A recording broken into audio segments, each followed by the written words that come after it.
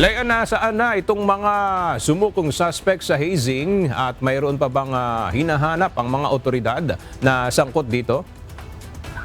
Magandang tanghali sa iyo, Aga. Siyam na lamang ang hinahanap ng mga otoridad mula sa 15 may direktang partisipasyon sa hazing kay Mark Kenneth Alcedo noong March 1. Ito ay matapos ngang sumuko ang apat sa mga ito sa alkalde ng General Trias, Cavite, habang ang isa pa ay sumuko naman sa mayor ng Dasmariñas, Cavite. Ayon kay PNP Public Information Office Chief Police Brigadier General Randolph Tuanyo, ang mga ito ay nasa kustodiya ngayon ng General Trias PNP. Ang mga sumukong suspect, Aga, ay may mga edad na 22, 21, 18 at 19 years old. Sumuko ani ang mga ito sa tulong ng kanilang mga abogado at ng Tao Gamma Phi National Council of Representatives.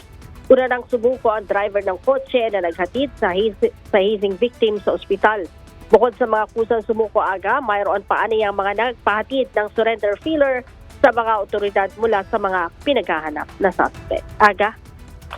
Maraming salamat, Leia Ilagan.